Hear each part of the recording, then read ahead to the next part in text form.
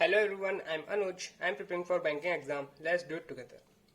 तो आज हम यहाँ पे जो टॉपिक कवर करने वाले हैं ये इसका पार्ट 1 रहेगा। इससे ज़्यादा भी वीडियो हो सकती हैं, ठीक है। और यहाँ पे हम लोग कवर करेंगे बेसिक अर्थमेटिक स्ट्रक्चर। स्ट्रक्चर मैं क्यों कह रहा हूँ, क्योंकि मेरे हर एक क्वेश्चन का एक स्ट्रक्चर होता है, ठीक है। आपने अगर नोटिस करा होगा तो मैं हर एक क्वेश्चन को अपने एक स्ट्रक्चर के मुताबिक ही अटेंड करता हूँ, ठीक है। तो यहाँ पे ऑलमोस्ट ऑल जो क्वेश्चन होंगे अर्थमेटिक के, जितने भी टॉपिक हमने लिख रखे हैं, इसमें से जितने भी टॉपिक होंगे उसके जितने भी स्ट्रक्चर बनते हैं अलग अलग, वो मैं यहाँ पे डिस्कस करने का ट्राई करूंगा, ठीक है। और ये एकदम बेसिक रहेगा। बेसिक अर्थमेटिक जिसको भी समझना है बैंकिंग में कैसी अर्थमेटिक आती है ना, क्या टॉपिक होते हैं, उनके बारे में क्या क्या चीजें इंपॉर्टेंट रहती है, क्या ध्यान रखना पड़ता है, वो मैं यहाँ पे हर चीज डिस्कस करूंगा। एसबीआई क्लर्क, ठीक है, और एसबीआई पीओ, आईबीपीएस पीओ, ये 3 एग्जाम आने वाले हैं, ठीक है, प्री। तो उनके लिए काफी इंपॉर्टेंट रहेगा ये। जो लोग एसबीआई क्लर्क की अगर तैयारी करना चाहते हैं, बिगनर्स हैं एकदम, तो उनके लिए बहुत इंपॉर्टेंट रहेगा कि अगर आप वो ये चीज देख लेते हैं तो एक होता है ना, इंट्रोडक्शन हो जाएगा उनका अर्थमेटिक से कि बैंकिंग में अर्थमेटिक कैसी आती है, किन बातों का हमको ध्यान रखना चाहिए। तो सबसे पहले हम लोग टॉपिक डिस्कस कर ले रहे हैं। और ये मैं पहले बता दूं, ये इस वीडियो में जितनी भी चीजें बताऊंगा वो मैं अपने तरीके से बताऊंगा कि मैं कैसे सॉल्व करता हूँ। हर किसी का तरीका अलग हो सकता है, ठीक है। तो कोई ये कमेंट मत करना कि नहीं इसका ये तरीका भी होता है। ऑब्वियसली मैथ है तो उसके 50 से 100 तरीके भी हो सकते हैं। हर कोई अलग अलग चीजें लिखता है, लेकिन यहाँ पे मैं सिर्फ अपना डिस्कस करूंगा, ठीक है। और कुछ टॉपिक अगर छूट जाते हैं इसमें तो, क्योंकि ये मैंने सिर्फ सबसे इंपॉर्टेंट जो टॉपिक होते हैं जो अमूमन आते रहते हैं, मतलब मोस्ट कॉमन है, आना ही आना है इनको, तो मैं उन्हीं को डिस्कस करूंगा और कोई टॉपिक डिस्कस नहीं करूंगा। और जो छूट जाते हैं फिर वो अगले नेक्स्ट टाइम के लिए होगा। ये सिर्फ मैं अर्थमेटिक पे फोकस करूंगा। यहाँ पे सिंप्लीफिकेशन डीआई मैं कोई भी टॉपिक नहीं लाऊंगा। अर्थमेटिक के जो कोर टॉपिक्स हैं उनके, तो most 10 most important topic in banking sector वो यहाँ पे हैं। सबसे पहले है परसेंटेज, फिर रेशियो एंड प्रोपोर्शन। तो ये 2 टॉपिक अगर आपने कर लिए, बहुत बहुत इंपॉर्टेंट होता है। ये 2 टॉपिक अगर आपने नहीं करे हैं तो फिर आप भूल जाओ कि आप कोई भी क्वेश्चन इन तीनों एग्जाम्स में या फिर आने वाले कोई भी एग्जाम होगा उसमें आप अटेंड कर पाओगे। ये होता है कोर, ठीक। ये 2 टॉपिक हैं, ये बैंकिंग सेक्टर के जो क्वांट सेक्शन का जो होता है उनको सॉल्व करने का कोर टॉपिक होते हैं ये। अगर ये आपको नहीं आता है तो अगर अभी से आप सीखना स्टार्ट कर दो, ठीक है। परसेंटेज को मैं सबसे ऊपर इसीलिए लिखा है क्योंकि हर चीज में आपको परसेंटेज देखने को मिलेगा, परसेंटेज एंड रेशियो प्रोपोर्शन। उसके बाद आता है प्रॉफिट एंड लॉस, फिर आता है सीआईएसआई, मोस्ट इंपॉर्टेंट क्वेश्चन। इसका 1 या 2 मार्क्स का क्वेश्चन जरूर आता है। मेंस में इसकी डीआई आती है। टाइम एंड वर्क का क्वेश्चन, ये बहुत इंपॉर्टेंट है। ये सारे इंपॉर्टेंट है वैसे तो। पाइप एंड सिस्टम, ये दोनों सेम ही होता है, ठीक, सेम है ये दोनों। टाइम एंड वर्क और पाइप एंड सिस्टम में कोई डिफरेंस नहीं है, अभी हम आगे चीजें समझेंगे यहाँ पे। टाइम, डिस्टेंस एंड स्पीड, इसके क्वेश्चन काफी इंपॉर्टेंट होते हैं। और बोर्ड एंड स्ट्रीम, ये दोनों जो टॉपिक हैं सेम है। पार्टनरशिप, मोस्ट इजीएस्ट टॉपिक जो होता है अर्थमेटिक का वो यही होता है, पार्टनरशिप होता है। और मेंसुरेशन, इसमें सब कुछ आ जाता है। इसमें आपका मतलब जो भी होता है ना, जो आपने 10th 12th में पढ़ा होगा, रेक्टेंग स्क्वायर का एरिया कितना होता है, इसका रेडियस कितना होता है, ठीक है, इसका डायगोनल कितना होता है, ये सब इस चीजें मेंसुरेशन में आती हैं, तो ठीक है। तो ये सब चीजें हम लोग डिस्कस करने वाले हैं। अब यहाँ पे मैंने 2-4 चीजें मेंशन नहीं करी हैं, आपको पता है कि प्रोबेबिलिटी मैंने मेंशन नहीं करा है क्योंकि मैं उस टॉपिक को छोड़ ही देता हूँ। आता है लेकिन मैं उस टॉपिक को छोड़ देता हूँ क्योंकि वो 1 मार्क्स का आता है। 1 मार्क्स जो होता है वो इन एग्जाम्स के लिए इतना इंपॉर्टेंट नहीं होता है, ठीक है। अब आते हैं हम यहाँ पे, सबसे पहला टॉपिक है परसेंटेज। ये आपको पूरा पेपर दिख रहा होगा यहाँ पे, परसेंटेज। ये आप इसका चाहे स्क्रीनशॉट ले लो या फिर इसको कहीं नोट कर लो, क्योंकि ये जो होता है परसेंटेज टू फ्रैक्शन कन्वर्जन, ये बहुत इंपॉर्टेंट होता है, ठीक है। मैंने हर टाइप के कन्वर्जन यहाँ पे लिख रखे हैं। जो मोस्ट कॉमन है वो तो ऑब्वियसली मैंने बॉक्स से लिख रखा है, ठीक है। 10% को क्या लिखते हैं, 1/10 लिखते हैं। 12.58 को क्या लिखेंगे, 1/8 लिखेंगे। 16.66 को क्या क्या लिखेंगे, 1/6 लिखेंगे। तो ऐसे करके मैं जितने भी हैं सबसे कॉमन वाले जो है सब मैं यहाँ लिख रखे हैं। और बाकी जो आपको पता ही होना चाहिए कि 1% को क्या होता है, 2%। अब इसको कन्वर्ट करना आना चाहिए आपको, ठीक है। अब यहाँ पे हम लोग रफ में समझ लेते हैं कि 10% का मीनिंग क्या होता है। 10% का मीनिंग होता है 10 डिवाइड बाय 100। फिर इसका जो भी आंसर आता है ये होता है इसकी फ्रैक्शन वैल्यू, ऐसे करके निकाली जाती है, ठीक है। ये परसेंटेज में था, ये आ गया फ्रैक्शन फॉर्म में, ठीक है। परसेंटेज मैंने टॉपिक इसलिए इंपॉर्टेंट बोला है कि आपने बहुत बार सुना होगा कि 20% ज्यादा है ए की वैल्यू 20% ज्यादा है बी से। 20% ज्यादा है मतलब क्या है? अगर बी की वैल्यू 100 है, ए की वैल्यू 20% ज्यादा है, तो ए की वैल्यू कितनी हो जाएगी? 120%। ठीक है ना? तो ये चीज काफी इंपॉर्टेंट होती है। अब 20% ज्यादा, अब मैंने यही बताया था ना, दो मोस्ट इंपॉर्टेंट टॉपिक है, परसेंटेज एंड रेशियो। ये दोनों आपस में मतलब कंबाइन करते रहते हैं, कोलैबोरेट करते रहते हैं, हर चीज करते रहते हैं। ठीक है, तो मैं यहाँ पे आपको एक चीज बता देता हूँ, रेशियो में इसको कैसे करा जाएगा। 20% ज्यादा है तो 20% की वैल्यू हम यहाँ पे देखेंगे 1/5 होता है। 1/5 ज्यादा है मतलब, है ना, ए जो है वो बी से 1/5 ज्यादा है। 1/5 ज्यादा मतलब 5 में 1 प्लस करेंगे, 5 में 1 प्लस करेंगे 6, तो ए की वैल्यू 6 हो गई, बी की वैल्यू 5 हो गई। ये आ गया रेशियो में। सिंपल शब्द में समझा जाए तो यहाँ पे 120% जो मैंने यहाँ पे लिखा था, रेशियो 100%। जब इसको आप काटेंगे 0 से 0 कटा 6 5, ठीक है, तो ये हो गया रेशियो। परसेंटेज और रेशियो साथ साथ चलता रहता है। तो इसलिए मैं बोल रहा हूँ ये चीजें जो हैं वो बहुत इंपॉर्टेंट है, आपको एकदम याद होना चाहिए। ठीक है, उंगलियों के टिप्स होना चाहिए। जैसे ही बोले आपको 37.5 क्या होता है, 3/8 होता है। ठीक, 37.5 नंबर ज्यादा है तो कितना हो गया? 11/8 हो गया। 37.5 नंबर कम है तो कितना हो गया? 8 में से 3 गया 5, 5/8 हो गया। ठीक, ये आ गया लॉस, ये आ गया प्रॉफिट। ठीक, कितने, कौन सा नंबर, कौन सा परसेंटेज बेस है? 37.5% बेस है। इसकी वैल्यू कहां पे है? ये है। ठीक, तो ऐसे आप चीजें निकाल सकते हो। पर प्रॉफिट एंड लॉस में भी यही चीज इस्तेमाल होती है। ठीक है, तो ये एक सिर्फ इंट्रोडक्शन वीडियो है, इसमें मैं आपको कोई क्वेश्चन सॉल्व करके नहीं दिखाऊंगा, सिर्फ आपको एक स्ट्रक्चर बताऊंगा कि हर एक क्वेश्चन का एक स्ट्रक्चर क्या होता है, आपको अपने माइंड सेट में क्या रखना है। और स्ट्रक्चर काफी इंपॉर्टेंट होता है। मैंने पजल में भी ये बताया कि आप एक स्ट्रक्चर अपने दिमाग में बना लो और उसी चीज से क्वेश्चन सॉल्व करते रहो। तो आप ऐसे करके चीजें सॉल्व करोगे तो आपके लिए काफी ईजी रहेगा। ठीक है, यहाँ पे एक चीज और डिस्कस कर लेते हैं, प्रॉफिट एंड लॉस का, क्योंकि छोटा सा टॉपिक है। मतलब एक छोटा सा एग्जाम्पल मैं यहाँ पे आपके सामने रिप्रेजेंट करना चाहता हूँ कि मान के चलो एक टी शर्ट है, उसका कॉस्ट प्राइस है कुछ, कॉस्ट प्राइस 100 है, उसको हमने मार्क प्राइस पे लगा दिया।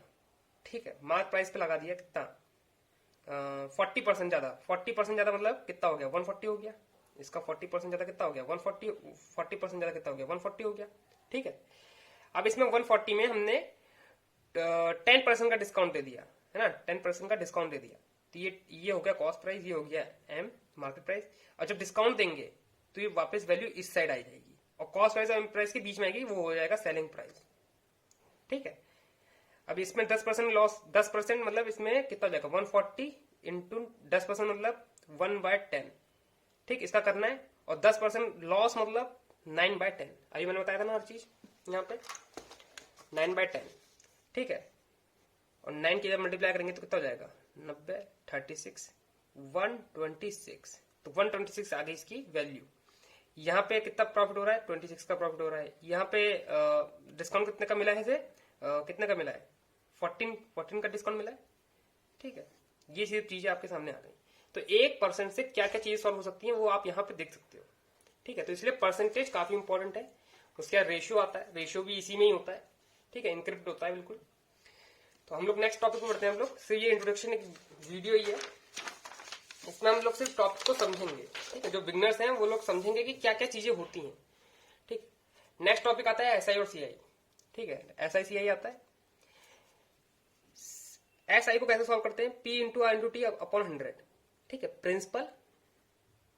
प्रिंसिपल रेट ऑफ इंटरेस्ट और जितना टाइम उसने इन्वेस्ट करा है, ठीक है, उसको डिवाइड बाय 100 करेंगे। 100 मतलब एसी का परसेंटेज का, मतलब ये परसेंटेज नीचे आ जाएगा ना, ऑब्वियसली परसेंटेज नीचे आ जाएगा। इक्वल टू आ जाएगा आपका इंटरेस्ट आ जाएगा, जो आपने इंटरेस्ट अर्न करा होगा। ठीक है, अगर आसान भाषा में समझाएं तो एक बैंक में एफडी या फिर जो भी है अपना सेविंग अकाउंट में आप पैसा जमा करते हो। मान के चलो आपने 1000 रुपये जमा करा। ठीक, 1000 रुपये पे आपको मिल रहा है इस टाइम के हिसाब से 5% इंटरेस्ट मिल रहा है। ठीक, और आपको 1 साल हो गया तो आपको उसका इंटरेस्ट कितना बैठा, है ना? तो 5% का ये डबल जीरो यहां लगाया, 2 कटा 50, मतलब 50 रुपये मिलेगा आपको 1000 रुपये का 1 साल के बाद। ये हो गया इसका इंटरेस्ट। ठीक है, तो ये होती है आसान भाषा, एकदम आसान भाषा है। 1 साल के लिए इतना, 2 साल के लिए कितना हो जाएगा 100 हो जाएगा, 3 साल के लिए कितना हो जाएगा वो ऐसे बढ़ता चला जाएगा, 50-50 ऐड होता जाएगा। ये हो गया सीआई। ठीक, इसको तो फॉर्मूला यही फॉर्मूला होता है, यही बेस मानो, इसे सब कुछ सॉल्व कर दो। इसके बाद आता है सीआई। सीआई का मैं फॉर्मूला यूज नहीं करता, मैंने बताया था ना पहले वीडियो में कि मैं यहाँ पे अपना तरीका बताऊंगा। अब यहाँ पे कुछ लोग फॉर्मूले से यूज करते हैं, मैं फॉर्मूला यूज नहीं करता हूँ। इसको मैं यूज करता हूँ स्लैब मेथड और रेशियो मेथड से। वो मैं यहाँ पे आपको बताने वाला हूँ स्लैब और रेशियो मेथड होता क्या है। रेशियो तो एकदम समझ लो प्रो होता नहीं कि एकदम प्रोफेशनल हो जाओगे आप सीआई में तब जाके इस मेथड को यूज करने लगोगे। स्लैब मेथड एकदम बेसिक होता है, वो आपको सिखाया भी जाएगा। अगर आप कोई भी बेसिक यूट्यूब पे वीडियो देख रहे हो सीआई की, तो उसमें आपको स्लैब मेथड जरूर सिखाया जाएगा। ठीक है, स्लैब मेथड को यूज कैसे करा जाता है तो ये है स्लैब मेथड को आपको दिख रहा है। इंटरेस्ट को कैसे कैलकुलेट करेंगे सब कुछ बताऊंगा यहाँ पे। मान के चलो 25% पे इसको इंटरेस्ट, कंपाउंड इंटरेस्ट निकालना है। 25% की वैल्यू कितनी होगी 1/4। मैंने बताया ना जो फ्रैक्शन डिस्ट्रीब्यूशन है वो हर जगह काम आएगा 1/4। 2 साल के लिए निकालना है, 2 साल का स्लैब बनेगा तो 1/4 है ना। तो कुछ ऐसा लेते हैं प्रिंसिपल जो 4 से डिवाइड हो पाए। तो 16 ले लिया मैंने। 16 क्यों लिया उसका भी अभी लॉजिक बताऊंगा यहाँ पे। तो 16 ले लिया हमने, प्रिंसिपल ले लिया क्योंकि यहाँ पे प्रिंसिपल दे नहीं रखा तो हम मान लेते हैं 16 प्रिंसिपल है, 16x प्रिंसिपल है। ठीक है, 16x पे फर्स्ट ईयर का जो ये फर्स्ट ईयर है हमारा, उसमें कितना लगा जो इंटरेस्ट है वो 1/4 करा तो 4 इंटरेस्ट आ गया। सेकंड ईयर का कितना हुआ 1/4, ये आ गया, फिर से 4 आ गया, तो ये आ गया 2 साल का हमें इंटरेस्ट आ गया। कंपाउंड इंटरेस्ट कहता है कि इंटरेस्ट पे भी इंटरेस्ट लगेगा। ठीक, तो फर्स्ट ईयर पे कितना था 4 था, 4 पे भी हमारा इंटरेस्ट लगा तो 1/4 करा तो 1 आ गया। इसका 1/4 करोगे तो 1 आ जाएगा। यहां पे आ गया, ये होता है कंपाउंड इंटरेस्ट। ठीक, 4 + 4 ये हो गया सीआई, सॉरी एसआई हो गया, ये हो गया टोटल 8। ये एवरी ईयर सेम ही होता है, हर साल सेम होता है, मतलब नेक्स्ट ईयर भी जो थर्ड ईयर आएगा उसमें भी सेम ही रहेगा, 4 होगा। ठीक है, कंपाउंड इंटरेस्ट क्या होता है 4 4 1 टोटल मिला के 9, ये हो गया हमारा कंपाउंड इंटरेस्ट। अमाउंट क्या हो गया, मतलब principal plus interest is equal to amount. ये चीज क्या हो गई हमारी, ये हो गई 4 + 4 + 1 + 16 जो भी प्रिंसिपल हमने ले रखा था। तो ये इंटरेस्ट, ये हो गया पूरा इंटरेस्ट, ये हो गया अमाउंट, ये हो गया प्रिंसिपल, दोनों मिला के हमारा अमाउंट आ गया 25। ठीक है, ये हो गया स्लैब मेथड। अब इसको जब मैंने बोला ना प्रोफेशनल लेवल पे, ये जो बेसिक तो आपको पता ही होना चाहिए। ठीक है, अब इसी में क्या कभी कभी क्या रहता है कि सीआई और एसआई का डिफरेंस दे रखा है, तो सीआई और एसआई का डिफरेंस क्या होता है, सीआई और एसआई का इंटरेस्ट का डिफरेंस क्या होता है 8 - 1, 8 - 1 मतलब 7 डिफरेंस। 7 की वैल्यू कुछ दे रखी होगी 49 समथिंग, 7 से कटता हुआ दे रखा होगा, फिर आप चीजें निकाल सकते हो उससे। ठीक है, ये मैं सिर्फ बता रहा हूँ कि क्वेश्चंस कैसे आता है, रिप्रेजेंट आपके सामने कैसे करा जाता है। अब मैं आपको बताता हूँ कि रेशियो मेथड क्या होता है। रेशियो मेथड क्या होता है कि इसी को लेते हैं 25% लेते हैं, 25% की वैल्यू होती है 1/4। ठीक है, 2 साल के लिए इंटरेस्ट लगाना है तो 1/4, और इंटरेस्ट लगाना है तो सबसे पहले आपको इस पर कन्वर्ट करना पड़ेगा। ठीक है, क्योंकि इंटरेस्ट है तो ऊपर ही जाएगा ये ना, तो 5/4 हो गया, एक स्टेप बढ़ गया। 2 साल का है तो इंटू 5/4। ठीक, अब इसको कुछ लोग ऐसे भी लिख सकते हैं कि 4 से 5 हुआ है इंटरेस्ट, और फिर 4 से 5 हुआ है फर्स्ट ईयर, सेकंड ईयर, फिर 4 से 5 हुआ है थर्ड ईयर। तो जितना भी इधर ऐसा करके लगाना ऐसा करके लगा दो। ठीक है, 2 साल के लिए हम लोग समझ रहे थे, थर्ड ईयर को काट देंगे, सिर्फ हम लोग 2 साल के लिए समझेंगे ताकि आप इससे रिलेट कर पाओ। क्या हो जाएगा, ये हो जाएगा हमारा प्रिंसिपल 4 × 4 16, इसलिए मैंने यहाँ पे 16 लिया था। ठीक है, 4 × 4 16 हो गया, 5 × 5 हो जाएगा 25। ये हो गया प्रिंसिपल, ये हो गया अमाउंट। अमाउंट देखा सेम आ रहा है, यहाँ पे प्रिंसिपल सेम आ रहा है। इन दोनों का डिफरेंस हो गया इंटरेस्ट, 9 आ गया, कंपाउंड इंटरेस्ट आ गया, है ना। तो ये हो गया रेशियो मेथड, इसको कहते हैं हम रेशियो मेथड, जिससे हम सिर्फ इसी चीज से सब कुछ निकाल सकते हैं। ये मुझे स्लैब बनाने का जरूरत नहीं पड़ा। स्लैब मैंने इसलिए बताया है कि ताकि आपको बेसिक पता चले कि हाँ ये चीज ओरिजिनेट कहाँ से हुई है। इसमें ऐसा ही आपने अलग से नहीं निकाल सकते ना, इसमें आप ऐसा ही निकाल सकते हो। ठीक है, कुछ चीजें हैं जो आपको इससे फायदा करेंगी, कुछ चीजें नहीं करेंगी, कुछ चीजों को लिए आपको ये इस पे जाना पड़ेगा। ठीक है, इससे आप हर चीज निकाल सकते हो। अब आपको पी दे रखा होगा कुछ ना कुछ, ठीक, ये सब एक्स में है, तो आप कुछ भी निकाल सकते हो। क्या निकाल सकते हो, अमाउंट निकाल सकते हो, उसका इंटरेस्ट निकाल सकते हो, अमाउंट और इंटरेस्ट का डिफरेंस निकाल सकते हो, कुछ भी निकाल सकते हो। ठीक है, तो यहाँ पे सीआई और एसआई खत्म हो गया, और मैं सिर्फ यहाँ पे बेसिक बता रहा हूँ कि कैसे जाना चाहिए चीजों को। सीआई एसआई का मैं फॉर्मुला, एसआई का फॉर्मुला यूज करता हूँ, सीआई का फॉर्मुला मैं यूज नहीं करता हूँ। होता ही है कुछ ना कुछ, अब मुझे बिल्कुल याद भी नहीं आ रहा है, कुछ फॉर्मुला होता है फिर R + 1/100 शायद यही होता है, और पी ऐसे करके कुछ होता है। ठीक है, इस पे मैं नहीं जाऊंगा, ये जो 2 है और जो नहीं जाएंगे तो फिर इसके बारे में बात नहीं करेंगे। ठीक है, जहां तक मुझे याद आ रहा था मैंने यहाँ पे लिख दिया है ताकि कंफ्यूजन ना रहे, मैं उसी के बारे में बात कर रहा हूँ, सीआई के बारे में बात कर रहा हूँ। ठीक है, नेक्स्ट टॉपिक है हमारा, काफी इंपॉर्टेंट है, एक ना एक क्वेश्चन आपको पक्का ही दिखेगा इसका, टाइम एंड वर्क। ठीक, टाइम एंड वर्क में क्या होता है, कुछ लोग कुछ काम करते हैं कुछ दिनों तक और उनको उसकी पगार मिलती है, फिर जो भी है वर्क एंड पावर जो भी आप कह सकते हो उसमें। इसमें क्या होता है, पर्सन है ए बी सी, ये होता है एकदम बेसिक स्ट्रक्चर, आप देख सकते हो सामने बना है। कुछ डेज तक काम कर रहे हैं, एग्जाम्पल के तौर पर लिख रहा है 15 20 10। ठीक, वर्क कितना हुआ है, इन सबका एलसीएम आएगा, वर्क आएगा, तो इन सबका एलसीएम मतलब वर्क, स्मॉलेस्ट वैल्यू। ठीक है, जो इन सबसे डिवाइड हो जाए, जरूरी नहीं है स्मॉलेस्ट ने आप 120 भी ले सकते हो, यहाँ पे ऐसा कुछ अप्लाई नहीं होता है, लेकिन मैं बता रहा हूँ कि यहाँ पे सब लोग 60 से लेते हैं कि जितनी छोटी डिजिट रहेगी उतना कैलकुलेशन करने में आसान रहता है। 120 भी ले सकते हो, है ना, 60 का मल्टीप्लाई कुछ भी ले सकते हो, 360 ले सकते हो, तो सब कुछ डिवाइड हो सकता है यहाँ से, है ना। तो 60 लेके चलते हैं हम लोग। फिर यहाँ पे आएगा एफिशिएंसी। एफिशिएंसी कैसे निकलती है, जितना वर्क है उसको डेज से डिवाइड करेंगे, 60 डिवाइड बाय 15 कितना आ जाएगा 4, ये आ गई एफिशिएंसी। तो एफिशिएंसी मैंने इधर लिखी है, पर्सन इधर, डेज इधर, वर्क इधर। ठीक है, आप ऐसे सारी एफिशिएंसी निकाल सकते हो। अब efficiency into days is equal to work होता है, ये होता है फॉर्मूला। ठीक, एफिशिएंसी इनटू डेज इजकल। अब हम चलते हैं यहाँ पे, तो टाइम एंड वर्क का आपको यहाँ पे सब चीजें पता चल गई ना कि efficiency is equal to days is equal to work. अब यहाँ पे आपको टुगेदर, अब यहाँ भी क्वेश्चन बन जाते हैं कि सब लोग साथ में काम कर रहे हैं, तो साथ मिलकर कितना काम कर रहे हैं, 6 + 4 + 3, जितनी एफिशिएंसी होगी 13 इंटू डेज करेंगे इजकल टू 60 आ जाएगा। ये आप इससे डेज निकाल सकते हो कि टोटल वर्क डन कितना हो रहा है ना। अगर सब लोग साथ में करेंगे तो 60/13, ये हो जाएगा आपका नंबर ऑफ डेज आ जाएगा यहाँ पे। ठीक है, अब यहीं पे और क्वेश्चन होंगे, लेकिन हम लोग यहाँ पे क्वेश्चन समझ में नहीं आया, वापस से स्ट्रक्चर बताने आया हूँ सिर्फ मैं। यहाँ पे स्ट्रक्चर मैं ऐसे करके फॉलो करता हूँ, कुछ लोग होंगे वो एफिशिएंसी को इस साइड लिख देंगे, तो सब कुछ सेम ही होता है। ठीक है, नेक्स्ट क्वेश्चन पे चलते हैं हम लोग, pipe and system. Time and work की तरह ये भी होता है, पाइप एंड सिस्टम। ठीक है, इसमें बस 2 चीजें ऐड हो जाएंगी, एक होता है आउटलेट पाइप, एक होता है इनलेट पाइप, है ना। आउटलेट पाइप मतलब जो पानी लीक कर रहा है, लीक वाले जो 3 वर्ड होंगे, लीक, पानी बाहर निकाल रहा है, वो सब यहाँ पे आ जाएगा। होता है ना, एक टंकी ऊपर बढ़ी, एक टंकी होती है सब, एक घर के ऊपर एक टंकी सबके यहाँ होती होगी ना, सिलेंडर शेप में। ठीक है, यहाँ पे ग्राउंड वाटर से पानी यहाँ पे ज्यादा होगा, ठीक, भरता होगा। जब ये पूरा भर जाएगा फिर घर के अंदर जो टैब लगे होंगे वो इस पानी को खाली करते हैं। ठीक है, तो ये होते हैं इनलेट पाइप कहते हैं इनको, जो पानी को भरते हैं, टंकी को भरते हैं। ये होता है आउटलेट पाइप। ठीक, इन्हीं को आप लीक भी कह सकते हो, आउटलेट भी कह सकते हो, कुछ भी कह सकते हो। तो बस इतना ध्यान रखना, आउटलेट की जो होगी वो एफिशिएंसी होगी, उसको माइनस लेंगे, इनलेट को प्लस लेंगे, बस और कुछ नहीं होता, सब कुछ यही होता है। टाइम एंड वर्क वाला सिस्टम ही होता है। पाइप एंड सिस्टम में पाइप ABC हो गए, कितने घंटे में भर रहे हैं, कितने मिनट में भर रहे हैं, कितने दिन में भर रहे हैं, वो डेज यहाँ पे आ जाएगा। टोटल वर्क, टोटल कितना भरना है, कैपेसिटी कितना भरना है, ये हो गया 60 डेज, 60 लीटर जो भी दे रखा होगा क्वेश्चन में उसके हिसाब से। एफिशिएंसी की 4 3 6 आ गई, एकदम सेम मैंने ऊपर की तरह रखा है ताकि आपको कंफ्यूजन ना हो। अब इनलेट पाइप है तो प्लस की एफिशिएंसी, आउटलेट है तो माइनस, तो इन और आउट, बी वाला आउट है तो माइनस की एफिशिएंसी। तो यहाँ पे कैसे कैलकुलेट करेंगे, 6 + 4 कितना हो गया 10, 10 में से 3 गया, कितना हो गया 7, तो 7 इंटू आवर्स करेंगे तो आपको पता चल जाएगा कि इनलेट के साथ सब कुछ करने के मतलब सारे पाइप अगर खोल दिए हमने साइमल्टेनियसली तो हमें कितना टाइम लगेगा किसी भी टंकी को भरने में। ठीक है, तो ये यहाँ पे आ गया आपका आवर्स, कितने टाइम में भर जाएगी।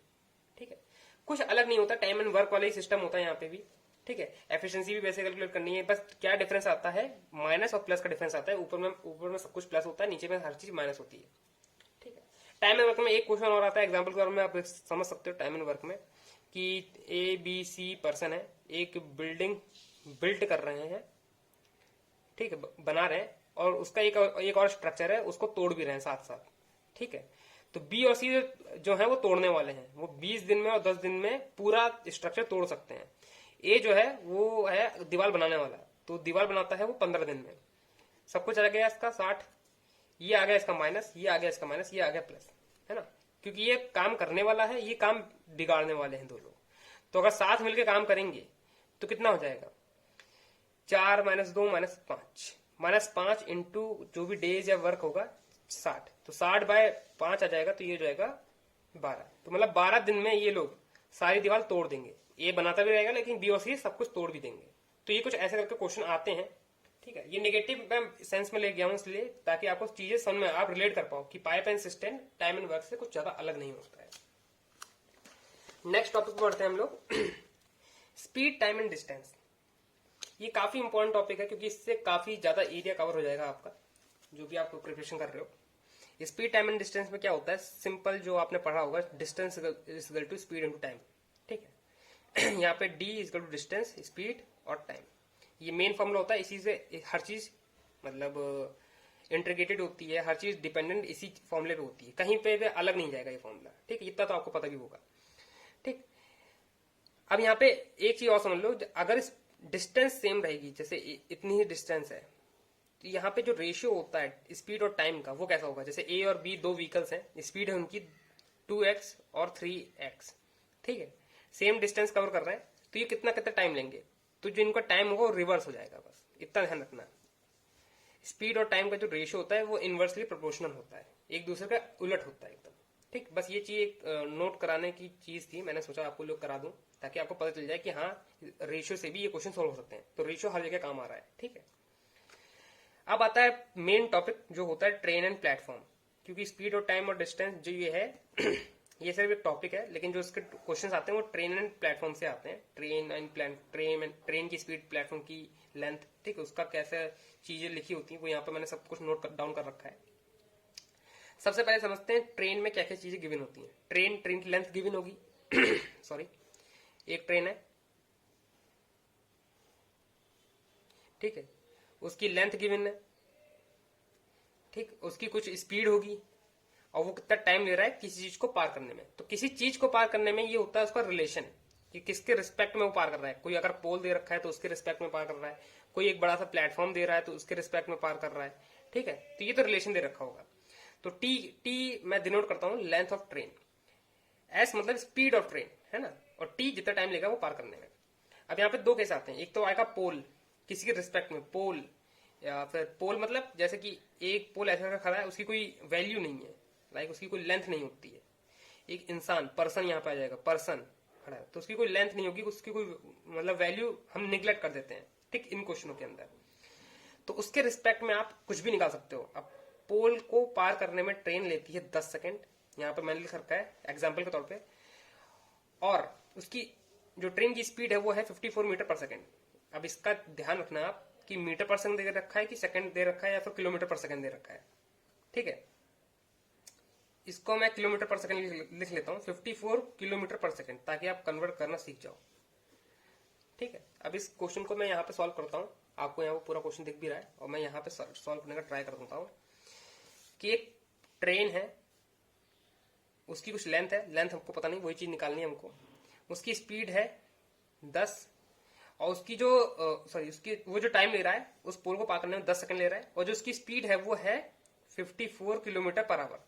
तो अगर किलोमीटर पर आवर है उसको कन्वर्ट करना है मीटर पर सेकंड में, क्योंकि यही दे रखा होता है कॉमन, मोस्ट कॉमन यही होता है अर्थमेटिक में, यही होता है कि किलोमीटर से मीटर पर सेकंड में करना है, मीटर पर सेकंड से किलोमीटर में करना है। तो इससे यहां जाएंगे तो हम लोग किसी भी वैल्यू को, इसको अगर हम लोग डिवाइड कर देंगे 5/18 से डिवाइड करेंगे तो मीटर पर सेकंड में कन्वर्ट हो जाएगा। सेम ऐसे ही मीटर पर सेकंड को किलोमीटर में करना है आपको, किलोमीटर पर आवर में, तो ये चीज रिवर्स हो जाएगी 18/5। ठीक है, तो यहाँ पे 54 लिखा है, किलोमीटर लिखा है, मीटर पर सेकंड करना है तो 5/18।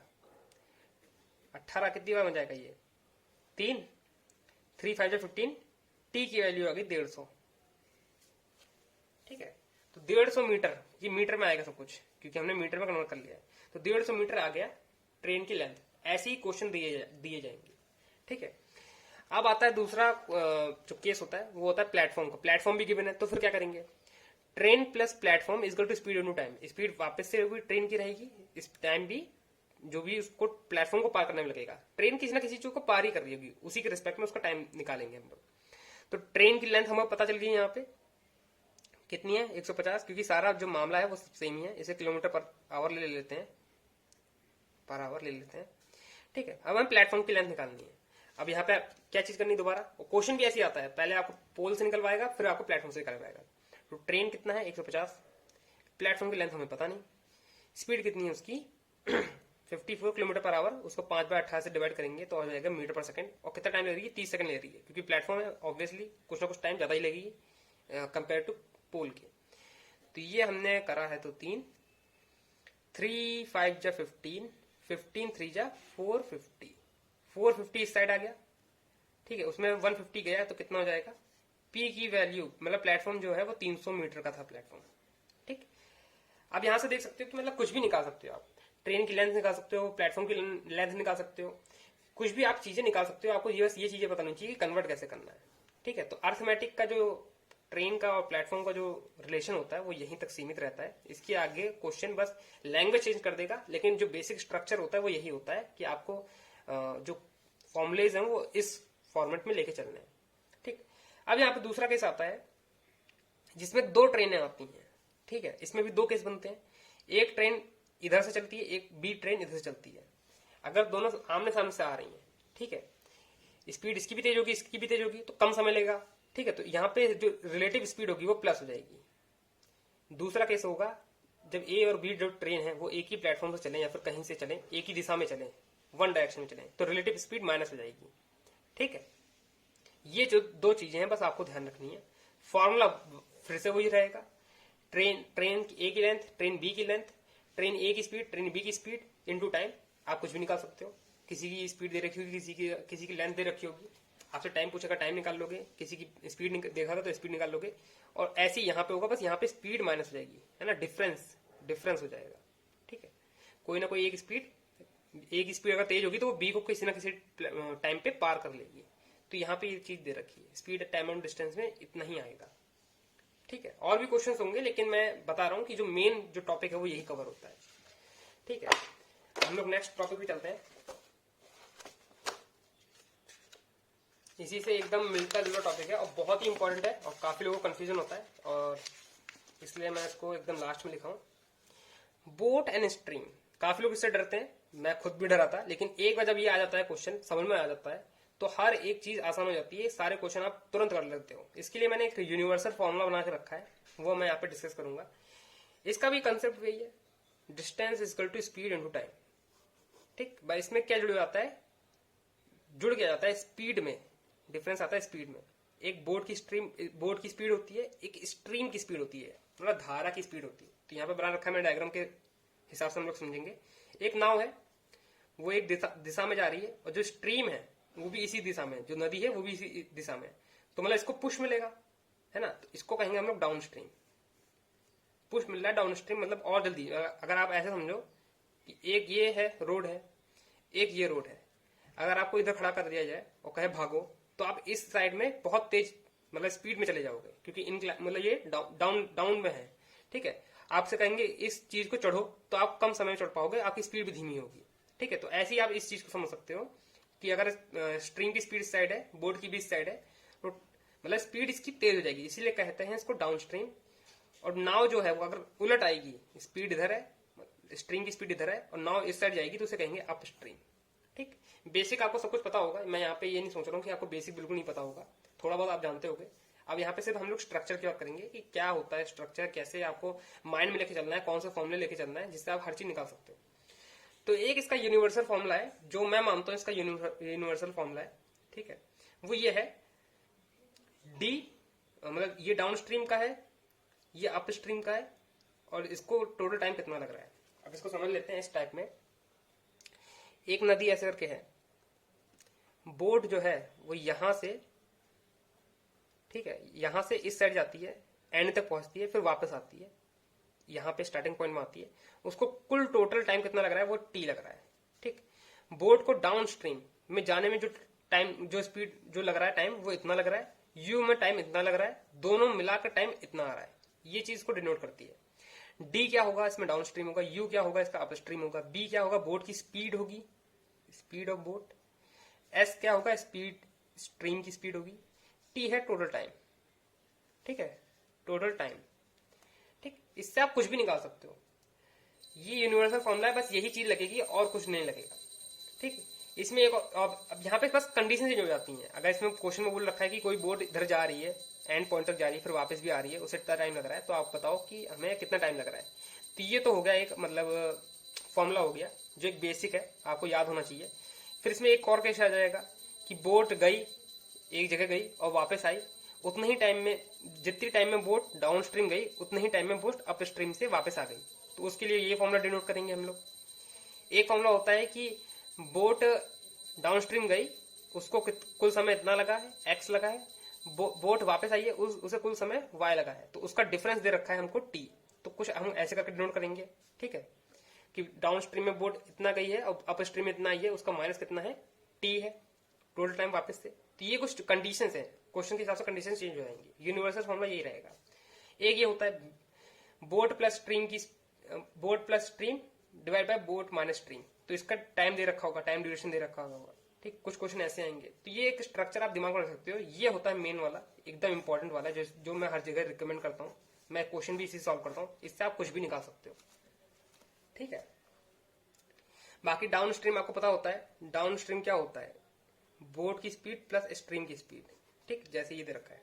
तो डिस्टेंस, ये speed is equal to time, distance upon speed is equal to time, तो वही चीज यहाँ पे डिनोट कर रखी है, ठीक, टोटल टाइम। नेक्स्ट टॉपिक, जो लास्ट टॉपिक है हमारा, जो मैं लास्ट मानता हूँ, इसके बाद एक और टॉपिक है, ठीक है। तो ये होता है पार्टनरशिप का टॉपिक।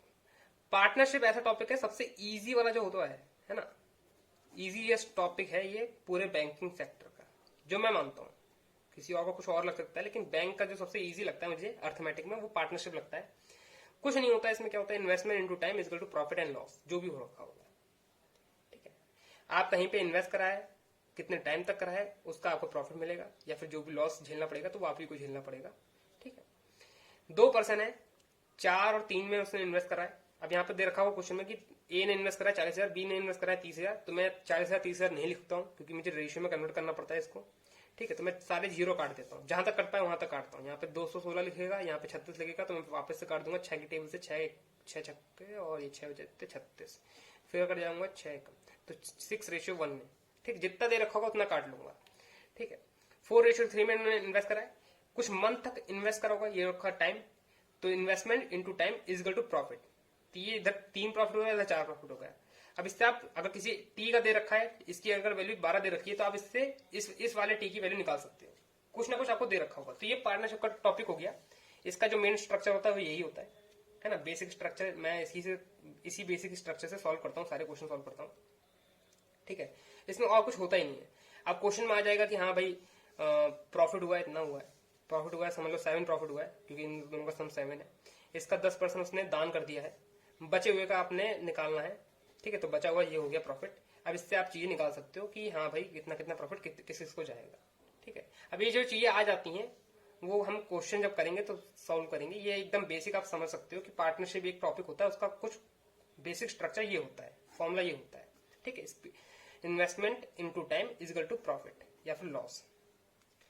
लास्ट टॉपिक होता है मेंसुरेशन। इसमें क्या होता है, प्री के एग्जाम में क्या होता है, स्क्वायर सर्किल और रेक्टेंगल के फॉर्मुलेज आपको पता होने चाहिए, इसके बारे में पूछेगा। रेडियस इसकी जो है वो इसकी लेंथ के इक्वल है या फिर इसकी ब्रेथ के इक्वल है, ठीक है। उसका एरिया दे रखा है तो आपसे रेडियस निकालोगे, रेडियस से आप इसकी रेडियस निकाल लोगे, इसका रेशियो दे रखा होगा तो इसकी लेंथ निकाल लोगे, फिर इसका आपको एरिया निकालना होगा। तो ये कुछ चीजें आपको ऐसे करके मेंसुरेशन के क्वेश्चन आते हैं। मेंस लेवल में क्या होता है, इसको कर देते हैं वो लोग 3D डायग्राम, मतलब क्यूब कर देंगे, क्यूबॉइड कर देंगे, कोन कर देंगे, सिलेंडर कर देंगे। तो इन सबके आपको फॉर्मूले याद होने चाहिए, ठीक है, और कुछ नहीं, फॉर्मूला याद होना चाहिए। और इसमें कुछ ज्यादा मुश्किल क्वेश्चंस नहीं आते हैं। तो ये कुछ टॉपिक्स थे, 10 इंपॉर्टेंट टॉपिक्स। तो मुझे लगता है मैंने पूरा एक्सप्लेन कर दिया है। काफी चीजें इसमें छूट गई होंगी, लेकिन वो हम लोग नेक्स्ट टाइम पे इसको डिस्कस करेंगे और अच्छी तरह ब्रीफ में डिस्कस करेंगे। एक टॉपिक को हम लोग कवर करेंगे, ठीक है। तो आज के लिए इतना ही था। तो जो मैं बता रहा था शुरुआत में, वो एक बार वापस देख लेते हैं कि ये कुछ 10 टॉपिक हैं, important topic, most important topic.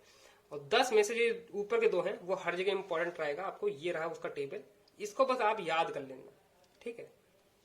अब यहाँ पे आते हैं, आपको क्या चीजें पता होनी चाहिए। आपको पहले स्क्वायर पता होना चाहिए, 1 से लेकर 30 या फिर 35 तक अमूमन याद हो जाएंगे आपको, मतलब एफर्ट लगाना नहीं पड़ेगा, आपको तुरंत याद हो जाएगा, ठीक है।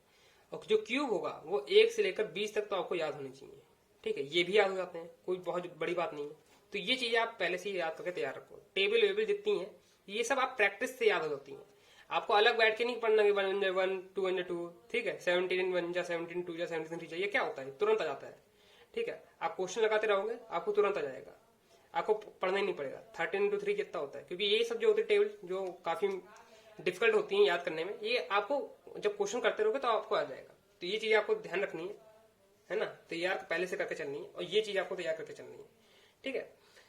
तो वीडियो को यहीं पे एंड करते हैं। ये फर्स्ट पार्ट था, इसके और भी पार्ट आते रहेंगे। तो अर्थमेटिक का ये बेसिक स्ट्रक्चर था जो मैंने सोचा अपनी तरफ से बता दूं आपको कि मैं कैसे तैयार करता हूँ और मेरे फॉर्मुलेस क्या क्या है, ठीक है। तो ऐसी और भी वीडियो आती रहेंगी और मॉक टेस्ट की वीडियो आती रहेंगी। तो आज के लिए इतना ही, मिलते हैं आपको नेक्स्ट वीडियो में। And that's all for today. I will meet you guys in next video. Till then work hard and stay motivated. Thank you guys for watching.